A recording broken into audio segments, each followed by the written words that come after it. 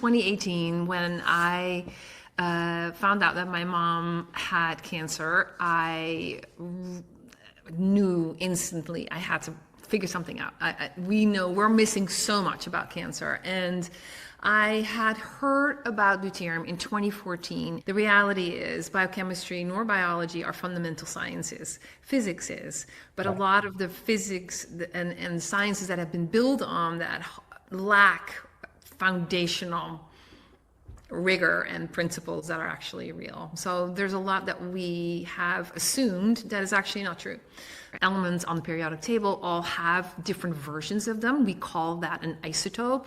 And what's so unique about deuterium specifically is the difference between hydrogen and deuterium is 100% in terms of its weight and in terms of the size of the nucleus it occupies. And so any molecule that a deuterium atom is part of, whether that's water, whether that is cholesterol, whether that's DNA, whether that's any molecule inside of you, it changes. It changes the way we are able to transform energy and use energy. That's why we also call deuterium the Onco-Isotope. Remember that the levels of deuterium all over the planet are different. And what we find is that in the center of continents, it's generally lower. Higher up you go, it is lower. And that is because deuterium is also known as heavy water. It's the heavier isotope, so it freezes at a different temperature.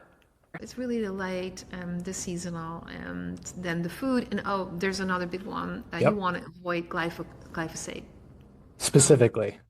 It has the capacity to alter the way your body handles deuterium to such a large extent that it's a true toxin. Welcome back to another episode of Cultivating Change, everyone. I'm your host, Alex Corey. Today we're going to go into something that's been floating around my world in the world of water for the last 3 or 4 years. And the question I always get asked and have never bothered to do the research on, deuterium and deuterium-depleted water. Our guest today is Dr. Petra, and she's a cancer researcher.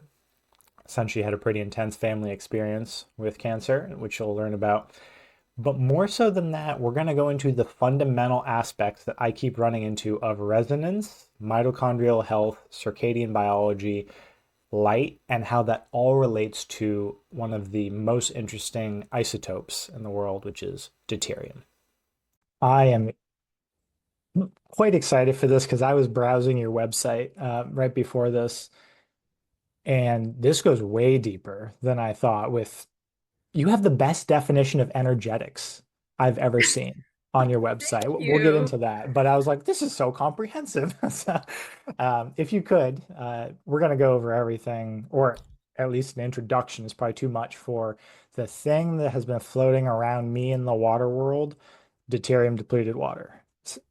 I have all of these people in my networks and friend groups, and they're like, what is this? And I go, I honestly don't know that much about it. And then I ran into you and I was like, okay, someone can enlighten me on what is deuterium, what's deuterium depleted water, why does it matter, and what role does that have with cancer, which we'll touch on, energy and light.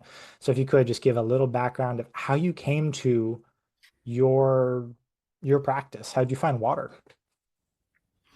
Yes, thank you so much. It's my pleasure to talk about these lovely concepts, ideas, and phenomena. And in 2018, when I found out that my mom had cancer, I knew instantly I had to figure something out.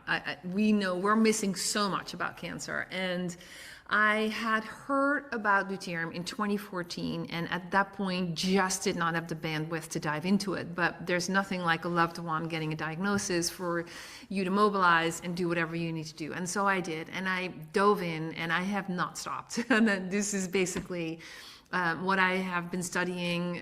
And then cancer, of course, is completely part of that, because deuterium has a specific role in the formation of cancer. And yeah, so I've just not stopped. I'm obsessed. So here we are. Was there a paper, or what did you first encounter that said deuterium? Like it's such a specific thing. What just triggered you into that world? It And if you could actually give a brief definition first, that might help. Yes, let's do that. So actually, it was a podcast, Oh, Jack Cruz, that I of heard course. on Yeah. something. Yeah, and so yeah, let's define it. So deuterium is the stable isotope of hydrogen, and as you may know, many different elements on the periodic table all have different versions of them. We call that an isotope.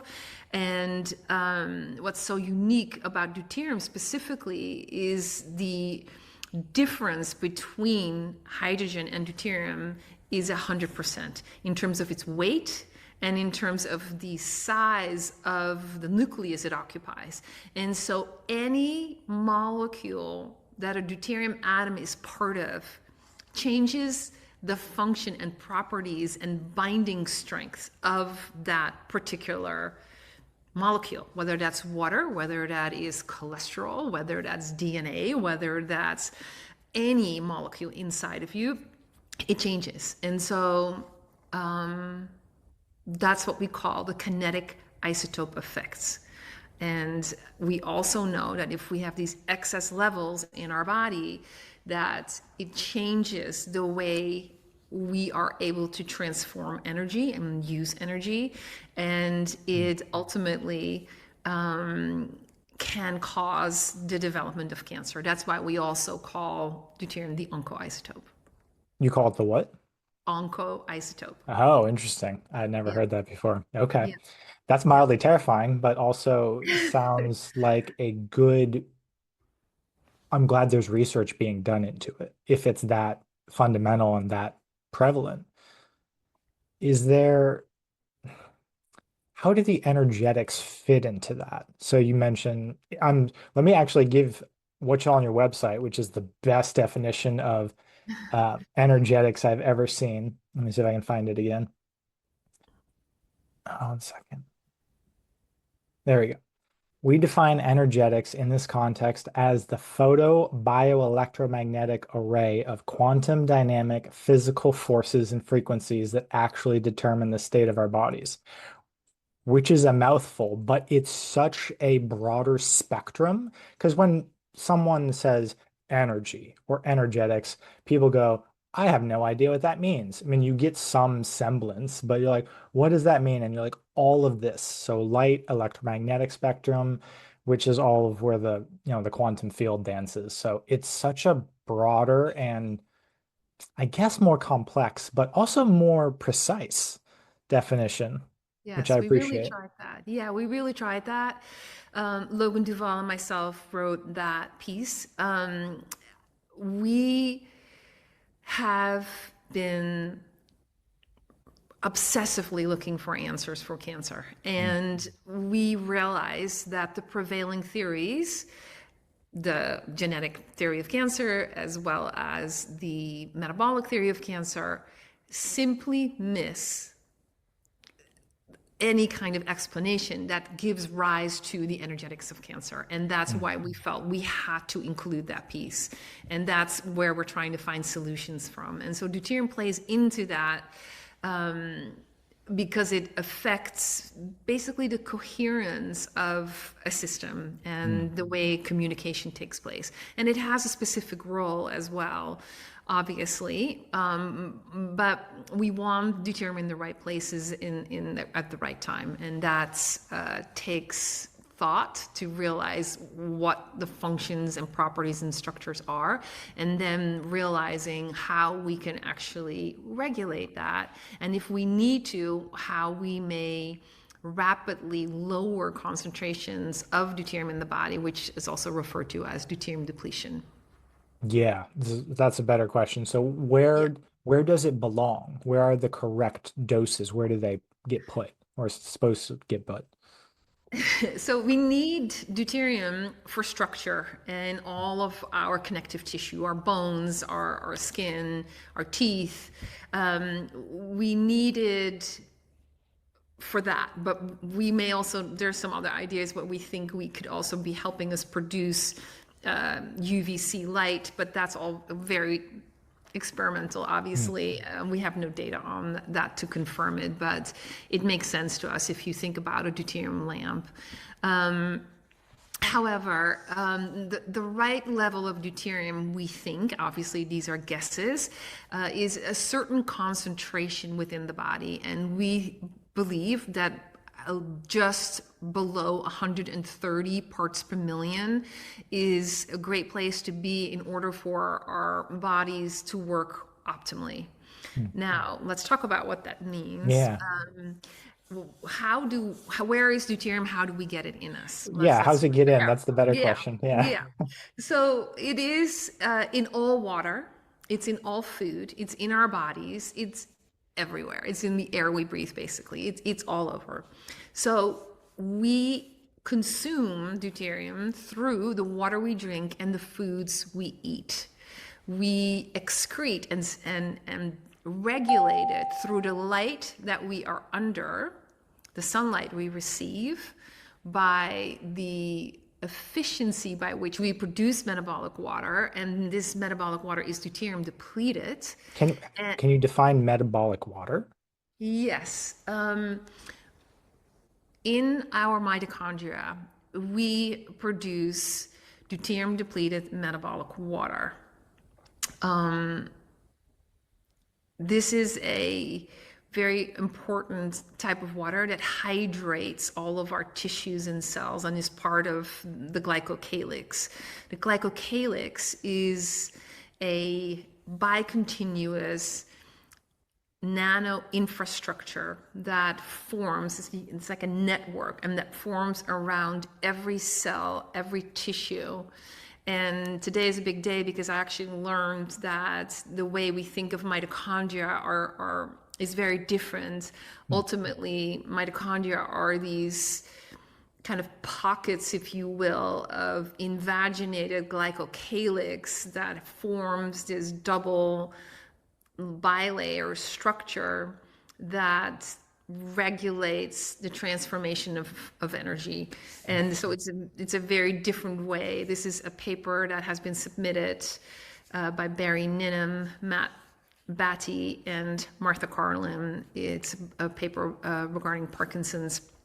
And in that, they break down or destroy basically the prevailing theories that the endosymbiotic theory of mitochondria, as well as the nanomotors. So this throws a lot on its head, and Yeah. it'll be really interesting to further explore. But ultimately, this glycocalyx structure is really important, and it's basically made up of these tubules of water. It sounds like microfascia almost. I mean, you could look at it as that, but it's everywhere. Every Right. cell has it. Every red blood cell, white cell, tissue, lining of arteries, it's all over.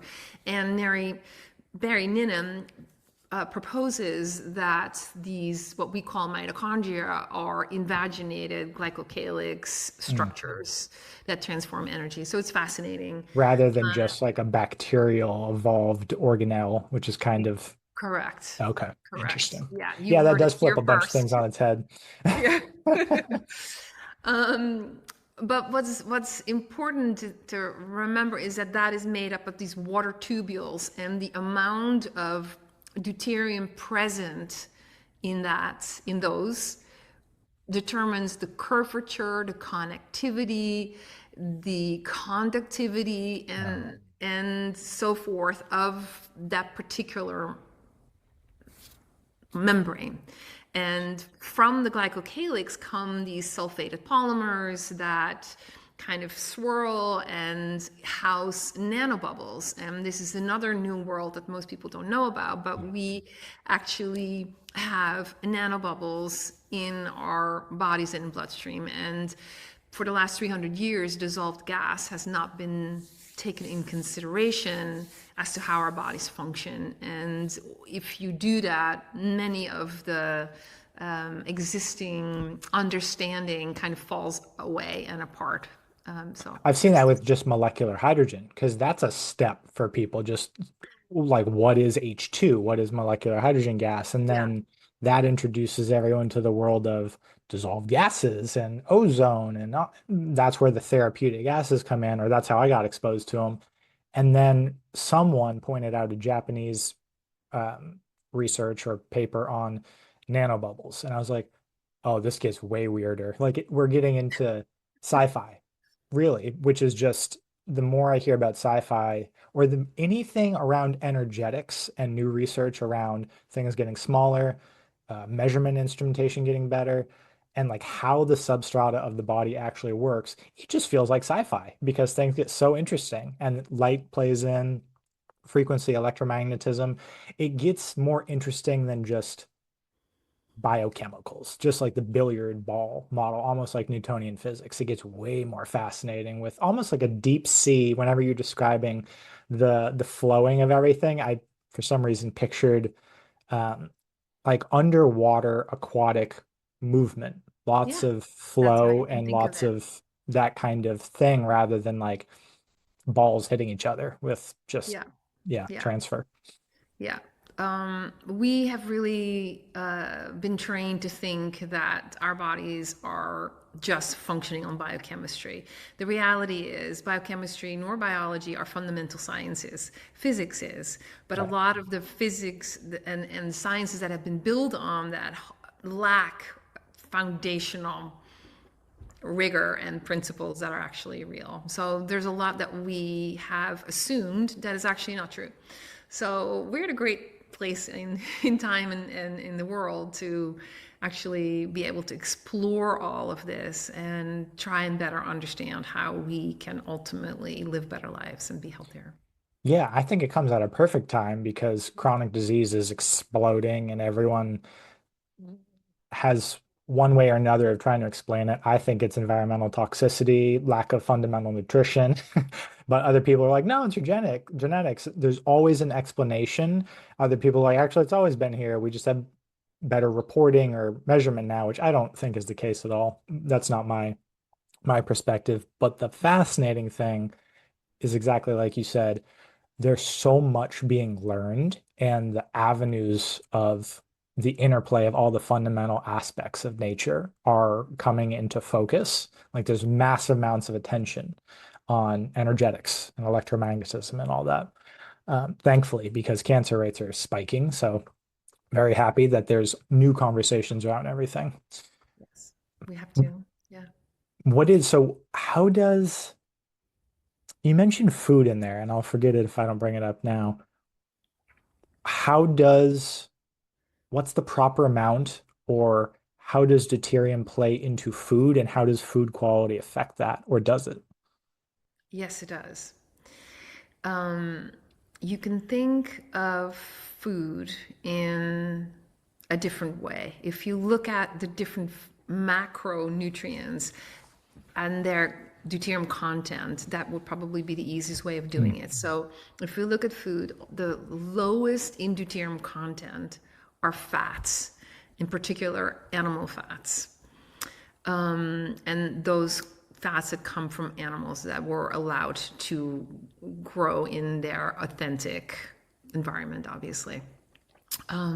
Then the next set is proteins, that animal proteins, again, of the best quality that you can find, animals that were able to roam outside and eat a diet that was appropriate for them. Then the next set is all the above ground vegetables. Through the process of photosynthesis, they are also lower in deuterium. Then you start to creep up, and it's the fruits that are higher, and then the grains that are higher, and then the processed foods and the ultra processed foods, and so forth. That's where it changes. Fruits caught me off guard. I thought it was going to be the other way around between vegetables and fruit. Do we have a theory as to why? Yeah, I mean, fruit is really, it's a seed of the plant to be Right. dispersed, right? Yep. And so to make that attractive, it is high in sugars and the flesh of the fruit. And that is the highest in Oh, I deuterium. see. Okay. Right? It's the sugars. It's ultimately the glucose, fructose. Yeah. Is it the quality of water that they're absorbing as well? Like, I mean, I'm thinking in the weeds already, but would fruit from the Pacific Northwest be different than fruit from North Carolina because the deuterium content is different? Yeah, I mean, that could be minor differences. Okay. Now, remember that the levels of deuterium all over the planet are different. And what we Right. find is that in the center of continents, it's generally lower. Higher up you go, it is lower. And that is because deuterium is also known as heavy water. It's the heavier isotope. So it freezes at a different temperature at 4 degrees Celsius rather than 0. That means on the mountains, that is the first water that freezes, so that rises to the top. So what runs below it is light water, so that Interesting. comes down. And so the civilizations in areas of the world where people drink from those kinds of waters will normally automatically have lower levels coming in. Now, if around the oceans, the coasts, oceanic water is 155.6 ppm. Most drinking water of people is about 150, maybe 145 in certain European countries. Huh. However, there are some pockets, even in the US, where the levels are lower, around 136, 138. And that again comes from glacier, older, water streams that are Right. coming down from higher areas. Interesting. Yeah, I just finished a book called Rare Earths Forbidden Cures. I'm blanking on the author's name, but essentially it said just that without the deuterium aspect because its focus is on minerals and trace minerals. And it's like all of the basic nutrition comes from essentially glacier melt. Like all of the older longevity populations derive their irrigation from glacier melt, and they make a point to irrigate everything with that, or else you don't have any trace minerals. Like there's no repository other than rock strata. Think shilajit, but broader than that. But it's always in the subcontinent. Yeah. I just learned from Dr. Pierre Corey about Ormina. Have you heard of it? These No. sulfated, ionic, rare earth minerals that have the ability to structure and clean and improve the quality of any water that you drink. Is this Adya? ADYA water? It's a volcanic mineral that's sulfur based. It sounds quite similar. It sounds the same. Yeah, Okay. it does. But that was my Yeah. next conversation. That'll be next week. But it Okay, sounds great. quite similar. All Okay. these fascinating things where Yeah. you can go down a dark rabbit hole. I go down dark rabbit holes all the time of like, wow, there's so much toxicity and feels like it's overwhelming until you're like, actually, there's this thing that nature provides that actually will just transmute Yeah. this into a more That's right. beneficial form, which is awesome to That's right. learn. Yeah, it's fantastic to learn, to structure, to cleanse, to improve the quality of water that we drink is fantastic. Yeah. In your mind, since we're right there,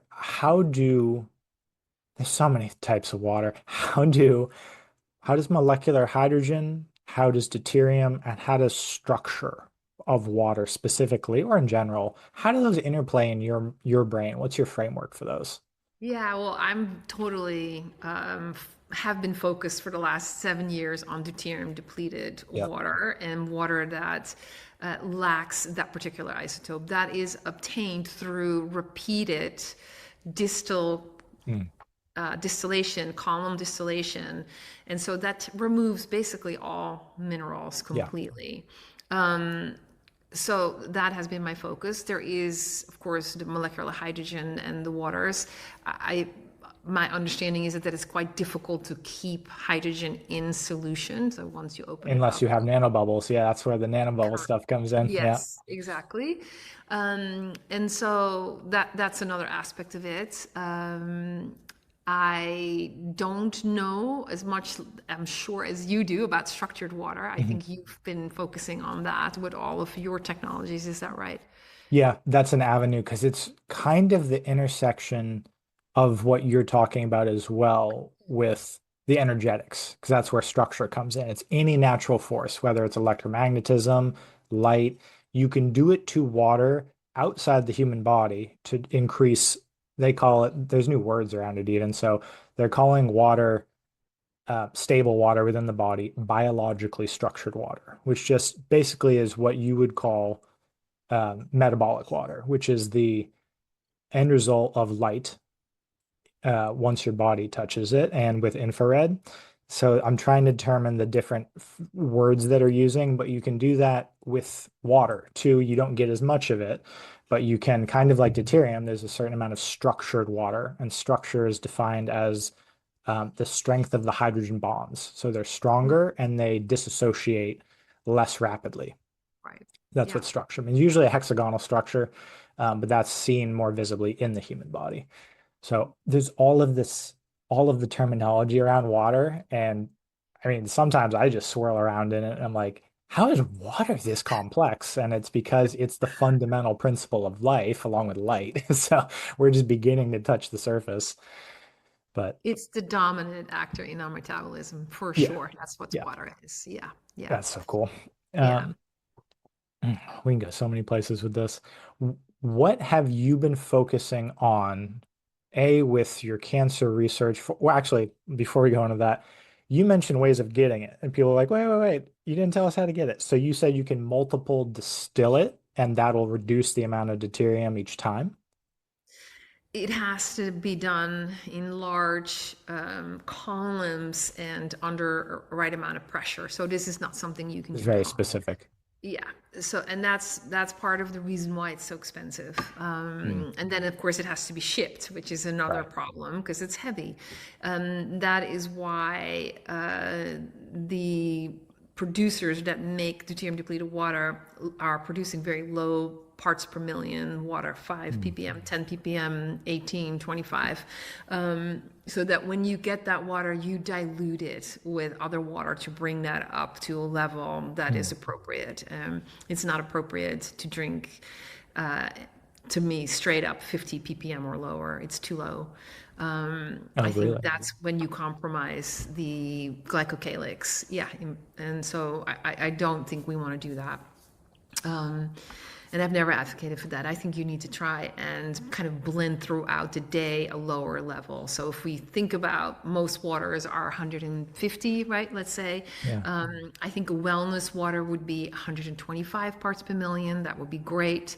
I think if you really want to take that next level of prevention, you may want to consume something around 100 parts per million.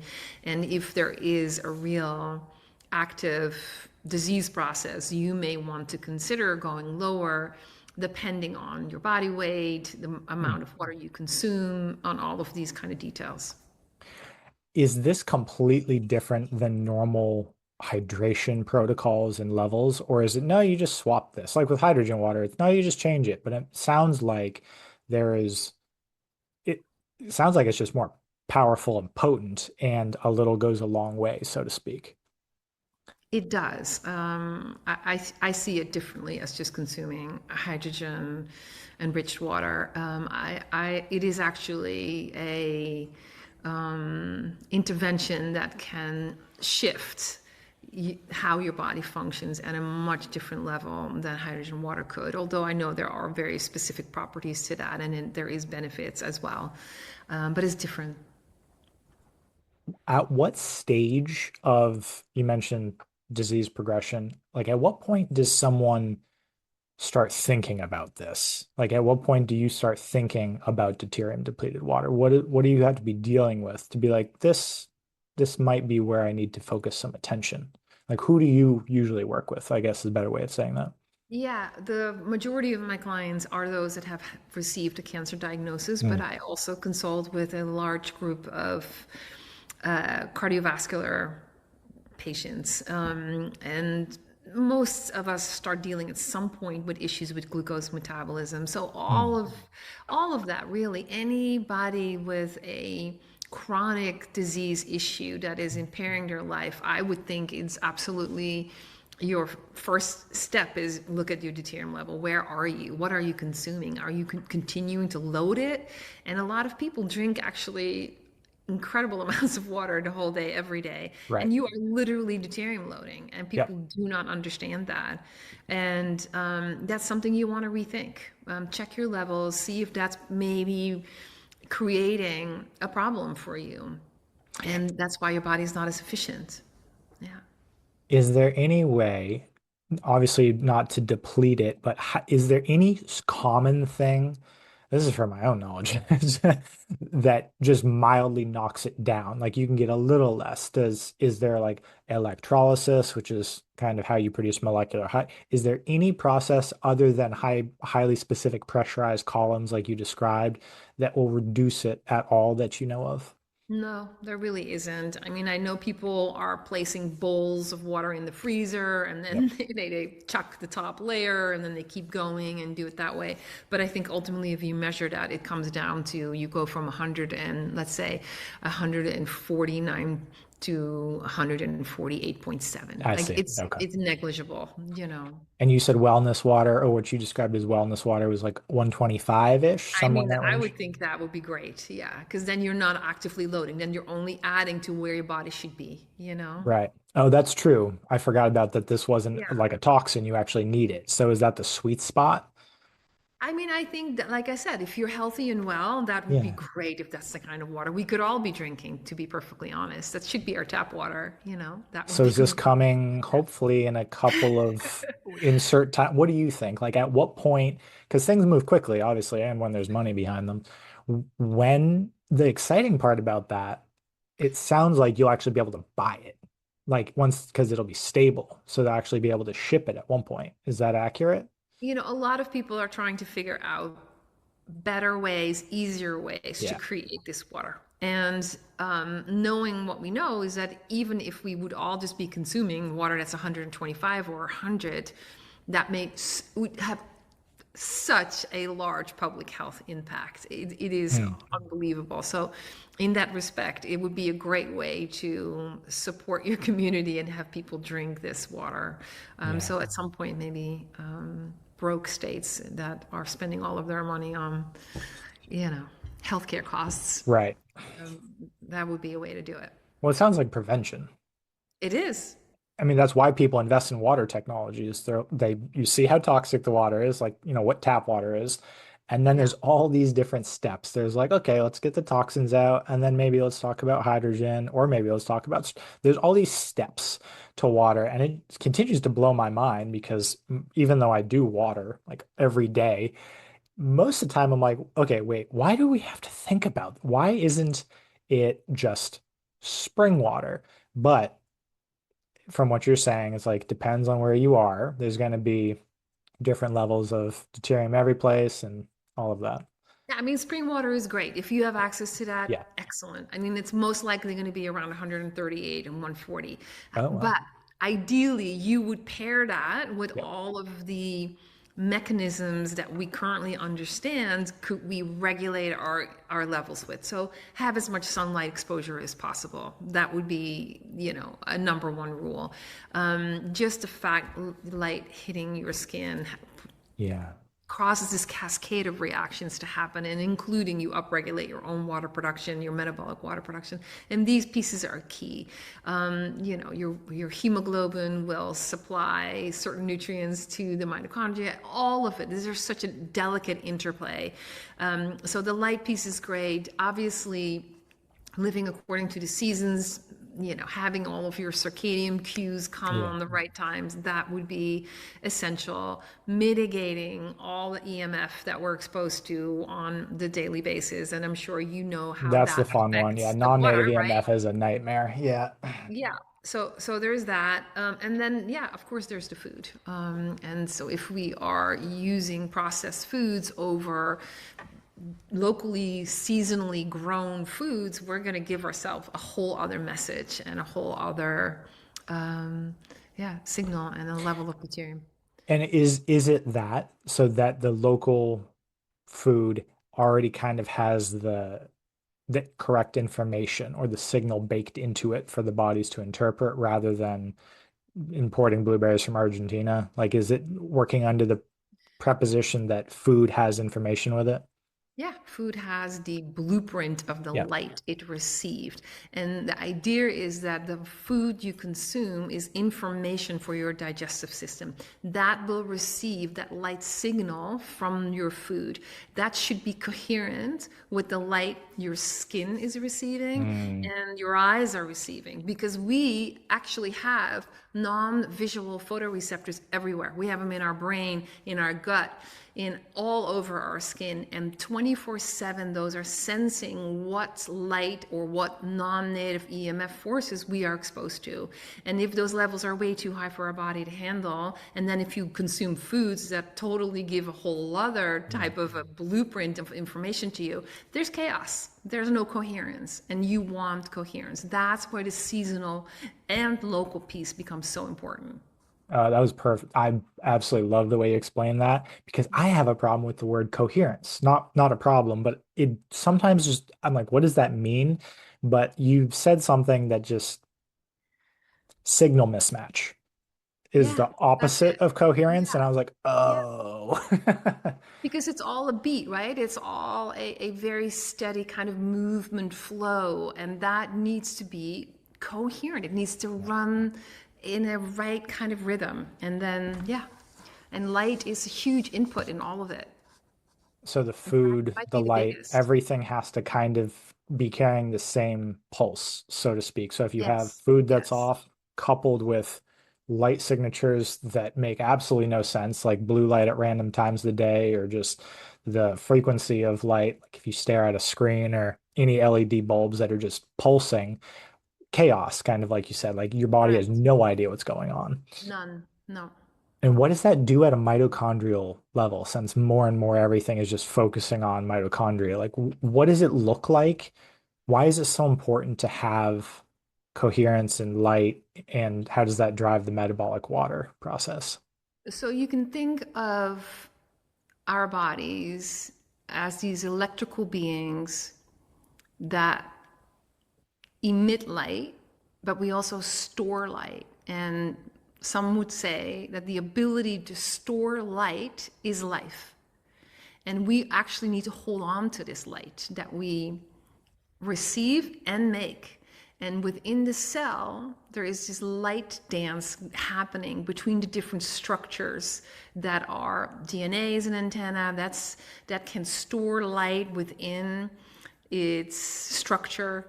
It can then delayed bioluminescence is what that's called, release that when it's needed. If it can't store it, then you have a big problem. Then you start leaking light. And we know from the research of Fritz Pop and Roland van Wijk, which is a Dutch scientist, that bodies that are not functioning well start giving off light. And we know that tumors give off more light. And so ultimately, for us to be able to restore the electrical charge of the cell and the cell being able to hold on to this light is the key. And so we must give it the right light, and we must stop placing in all these interfering factors that completely mess this up. And ultimately, Yeah. that's where cancer comes in. Is this down all the way to types of light you use in your home? Workplace, we don't have much control over, but have you seen a good difference in sort of how someone responds if they adjust the types of lighting in their house? Yeah, I mean, I encourage everyone to do it. You will notice the instant you remove LEDs and Yeah. compact fluorescent lights, your nervous system will go, ah, okay, wait, what was that? And, there are a lot of great examples of this. Removing light in classrooms with kids that Mm. all of a sudden start behaving.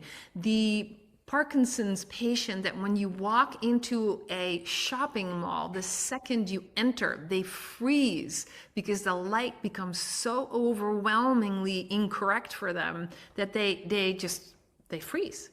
Um, the light is crucial, and we must stop using the current setup for all of us. It's detrimental. And the stories of how it destroys all of 80% of our melatonin within no time that we generate when we go outside in the morning and so forth. There's just so much to it. But the light piece is, we have to address it. Everyone, it's part of my first set of recommendations that anybody makes. Get rid of your Low-hanging light fruit bulbs. too. I mean, it's Yeah, really just not yeah, difficult usually. that's right. That's right. Yeah. Yeah. Is there a good, better, best? Because my brief exposure to this was sort of non-dimmable LED. Dimmable LEDs are brutal just because the oscillating pulse, Yeah. I can feel that. The And then flicker. Yeah. yeah, the flicker's rough. And then normal non-dimmable LEDs and then is there a significant enough difference for people just to just completely scrap LEDs and just go try to find incandescents, or what do you usually tell people? Yeah, that is Yeah. what I Okay. suggest. Yeah. Incandescent light bulbs, candles at night are great. Old school. Lighting Yeah. your yeah, old school. Yeah, incandescent. I know certain states are not allowed to even be having them shipped to you or being sold. That's a whole There's nother ways. rabbit hole. Yeah. Yeah, but there are ways around that. So yeah, you have to go out of your way. But really, the best thing to do is experiencing it, turning them off, and just see Yeah. how you feel, and Yeah. then you go, whoa, wow. What if you Some go people have, camping? That's yeah, kind of what happens. People are like, why do I feel so calm? And you're like, well, yeah, where do we start? But yeah. uh, It's a big part of it. Yeah. yeah, the infrared helps. Or actually, this is a more nuanced question. Is there a difference if someone isn't going to do that right now, but they can go out and get different colors of LED? Like, is warm orange, red lights better than normal or not really? What is interesting is what you have to look at the spectrum of Mhm. light that bulb will emit, and it Mhm. has a certain nanometer Yeah, frequencies, and you want to make sure that that is as broad as possible. And there is great information. You can look online and you can find out, but you will find that most of the LEDs and certainly the compact fluorescents right. have this very narrow peak right at the blue, which is the worst for you, and then a Yes. little bit of the orange, maybe if you're lucky, it will have a little bit of that gives you the idea that you're okay, but it's still omitting all the other nanometers of light that you need, the full spectrum bulb, if you Right. will. The bulbs that are on the market for our animals, Mhm. you can buy those. Oh, I They are gotcha. Yeah. incandescent, and they have UVA Yeah. sometimes thrown in there as well. So Good to know. Yeah. So just do it is what you're for saying. your Like lizards, the lizards and so forth, right? yes, and chickens and lizards. Okay. Yeah, that makes total sense. You mentioned something back with the macronutrients. You mentioned that fats had the lowest. Is this, I always like knowing why things work so well. Is this part of keto or ketosis and that dietary pattern and why that works so well for some people is because of its level of deuterium? Yes, yes. But there's a very important aspect Yeah. with a ketogenic diet. For beta oxidation to Yeah. work efficiently, and that is the process of how the mitochondria break down these fatty acids, Yeah. you must be exposed to morning red light, the sunrise. You have to be outside. You have to actually have that light on your skin for that all to be as efficient as possible. Just the trigger or constantly? Um, you want that for But a signal short works period. too. Yeah, on a daily basis. Yeah. Yes. Yeah. Interesting. Yeah. So this is why, like Yeah. Jack Kruse, obviously, like you mentioned, is just harps on this ad nauseum all the time. And this is kind of the biohacking or the ancestral living world, which I live in, which is get outside, see the sun in the morning, ground your feet Yeah. as much as you can. Doesn't have to be all the time. People still have, to work. But so that's kind of the same thing as what you're saying is it's a signal. And without that, your body has no idea what's going on. Like the light signaling is so important. That's right. Yeah. It's crucial. Is grounding as important as the light signal or just as important or I think light trumps okay. that, but I do think grounding is important, and certainly in the way your house is structured and how the electric fields are in your home. So that's a whole other aspect of that. Oh, But sure. Yeah. yeah, So less dirty electricity. yeah, Yeah. yeah. Yeah, it's really the whole environment. It's hard to get away from the environment. Like if you just look at food, it's hard to get away from, yeah, but your body doesn't know what to do with the food if you don't have the signals around it. Mhm. That sort of paradigm. Interesting. It's everything, Alex. It's all of it. Yeah. Okay, so we got macronutrients. I was surprised about the fruit and vegetables. What is so we got light as a low-hanging fruit. Deuterium depleted water is kind of coming to be able to purchase, and do you think it's going to look like the hydrogen market, just kind of appear like that and be coupled with it, so to speak? Or what would people even look for with the depleted water? I mean, it's really kind of troublesome because as the entire water industry is not regulated, Yeah. there are certain people selling Florida tap water as deuterium depleted Oh, water, sure. and Yeah. and so that I don't know. Right now, the market is so small, and So the there's only marketing a is few. probably going to be overwhelming like it is with hydrogen, and very, very few things are actually going to be what you actually need, is what I took out of that. Um, I think it's complex. Yes. Yeah, sure. Yeah. Yeah, Yeah. nice. Okay. Any other big signals that the mitochondria need to kind of produce metabolic water? Is there anything that most people are just completely missing that we need for basic metabolic processes and disease prevention? I think it's light first. Yeah. I think it is obviously the seasonal piece and the circadian piece. I really think those are such no-brainers, but people overlook them completely as the having actual a strong physical determinant. I mean, but you can really think of it as like placing a plant in a closet and shutting the door and opening it once in a while to give it some water, but that's it. Like, how do you think that plant is going to do? We are the same. There's no difference. So we must have that light piece in order. And yeah, I think a huge other piece is the amount of water you consume. Are Mm. you thirsty? Can you sit and wait with your thirst? Can you drink half a glass and then wait? And actually, can you wait for your body to upregulate its own water production and so forth, and recycling. So that way, you also need to not drink as much and you're not loading deuterium. Can you have a Mm. fattier meal and can your body produce water? So we know if you consume fat, you produce twice the amount of metabolic water than you do from carbohydrates, right? So that's that other aspect of it. And if every metabolic water molecule you produce, you also give off an electron. So that then adds to the net negative charge of a cell, which maintains its ability at a certain level. It can communicate with all the other cells. So that piece is really important. Yeah, so it's really the light, the seasonal, and then the food. And oh, there's another big one. You Yep. want to avoid glyphosate. Specifically. Yeah, it's really such a pervasive substance, unfortunately, that is Yeah. being found in all food, in all water, and again, we're breathing it.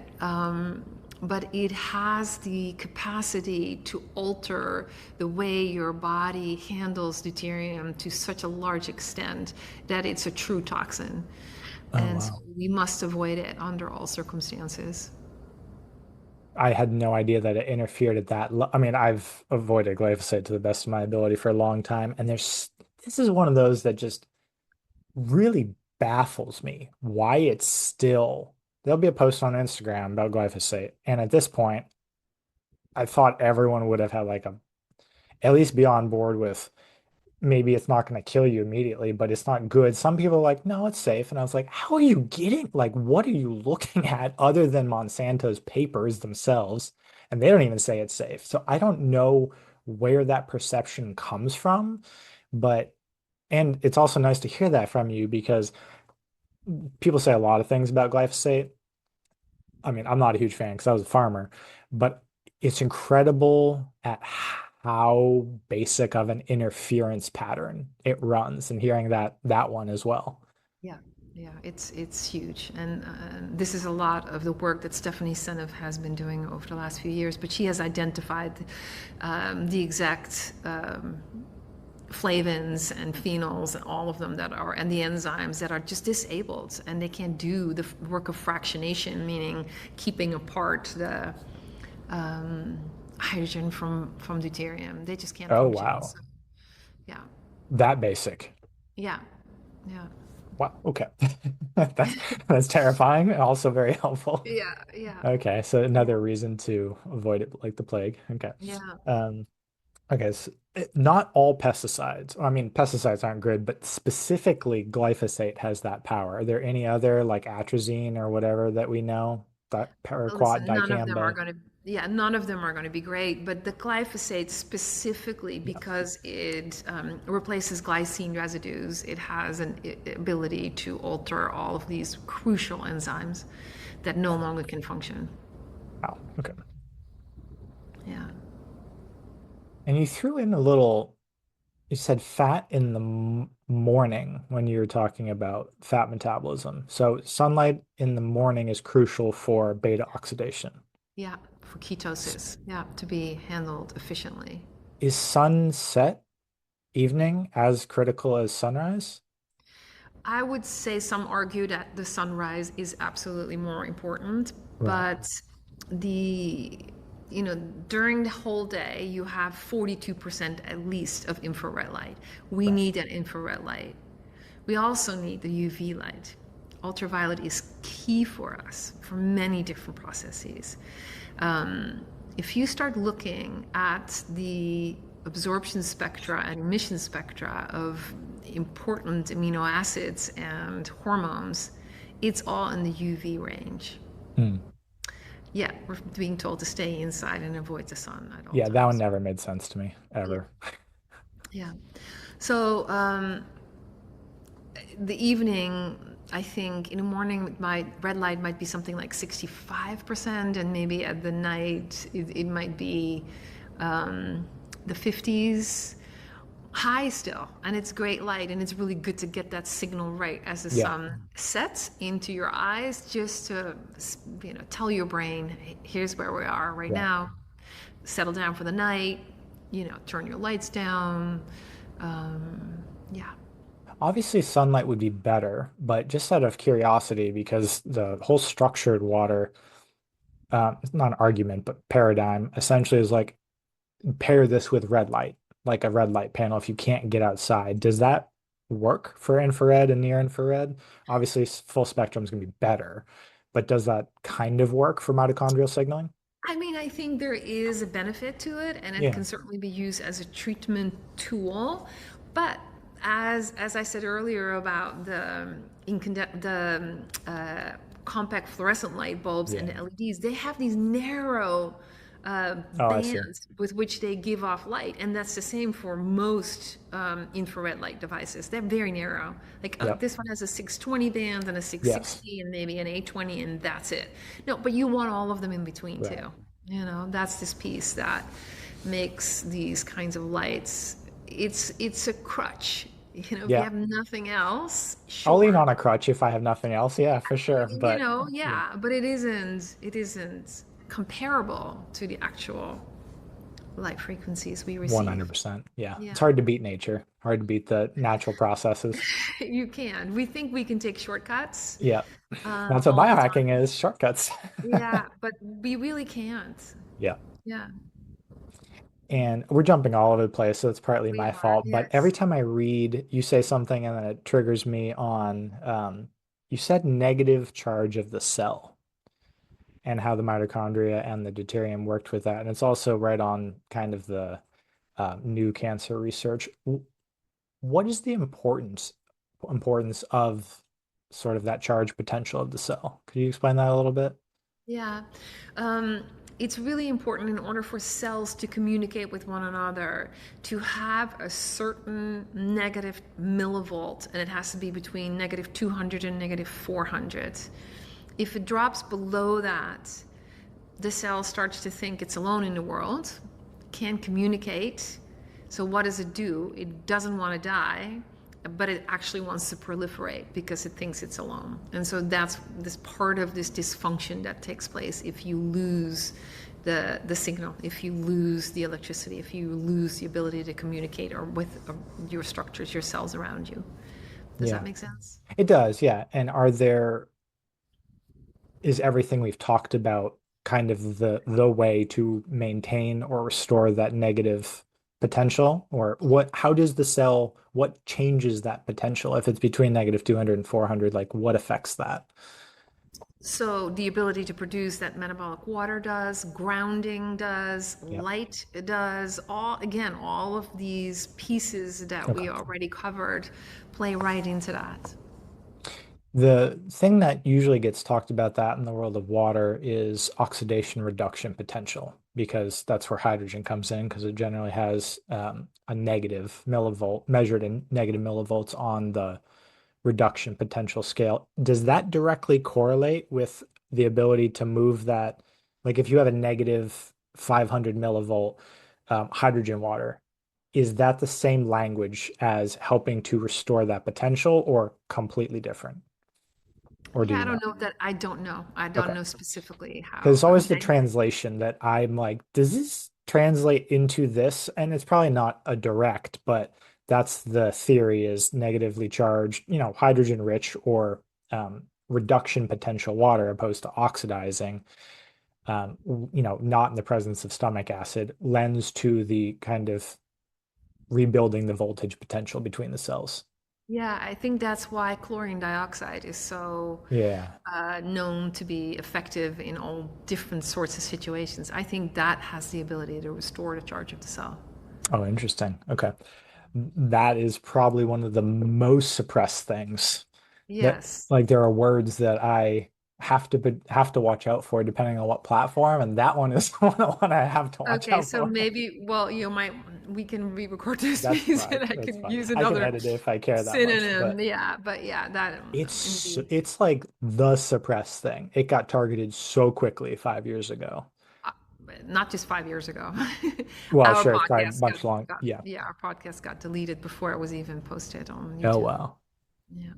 So that okay. Yep, that's So you may want to cut it out. Sorry about yeah, that. we'll see. I'll do a test, but uh because of that mechanism, you think, because it has that That's potential. my hypothesis, right? This is not what's being shared by people, but I think that's how it works. Interesting. Okay. Well, it's really good to know either way. I know a bunch of ways to get it. Uh, okay. Anything big? So we went all over the place. We went to Glycocalyx, we did metabolic water, deuterium-depleted, macronutrients, circadian biology.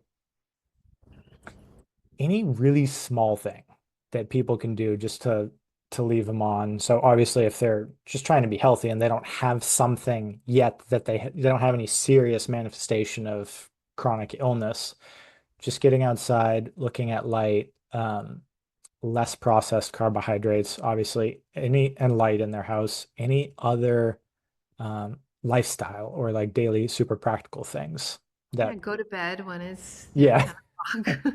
Get up when the sun rises. Don't keep your phone under your pillow. These basic things that a lot of us actually do. yeah. Eat local and seasonal. I think that's another huge one. And people, it's really not on their radar, but that's the key piece. It's really important. I think that is a big one, especially for me, because I lose the why behind it, sort of that you said signal mismatch, coherence, because I'll be like, oh, I'll get some blueberries. I'm like, it's the middle of winter. Why am I eating blueberries? So it's things like that where we think, eat organic, eat pesticide free, but forget the local sort of light signaling aspect to everything. Like still doesn't really make sense to your body. Like you're not going to die because of it, but it's not helping the coherence. Right. Do you think that actually makes in Coherence? Like, this might be a judgment call, but if you had the choice, would you just not, like in the middle of winter, do the berries because that's a summer signal? Would you just do that and just instead do fat or something more local? Yeah, I would. I would actually shake it up. I would really do what you can get locally. Okay. Sure, is it a holiday dinner and you're going to do something special? You know, citrus is Right. that's what this time of year is all about. Pomegranates, you know, that's another piece. They are currently available in a lot of latitudes, so that's something to think about. Mm. Yeah, but really in the wintertime, most of us are living in places where you cannot grow vegetables. Right. So that means you need to adopt a carnivore type of lifestyle. Yeah. That's it. So That is heavy, available. heavy animal based because you literally can't grow any vegetables. It really helps to have a farming background because it's so easy to be disconnected from the cycles because without having to figure out or know what you would be able to have, it's difficult to just go to the store and be like, what are you talking about? These are all local. I'm at my local co-op. And you're like, yes, they came from Argentina. So Right. it takes a little bit of bandwidth to be like, well, you couldn't grow anything right now because it's November or December. Uh, so that's really good. I'll have to remember that. Um, if someone wants to, we're running up on time, and I really appreciate this was such a download and helped my framework so much. If someone wants to learn about nanobubbles or the word for deuterium studies is deuteronomics, is that correct? Yep, Deuteronomics. Yeah. That's awesome. Or the energetics of cancer. Where would Yeah. they find any all of that or connect with you? I have collected all that on my website. So that's drpetradD.com. That's it. There's one Okay, place only. Yep. gotcha. This Yep. was a wealth of information. Anything you'd like to leave people with other than all the little nice lifestyle tidbits you already did?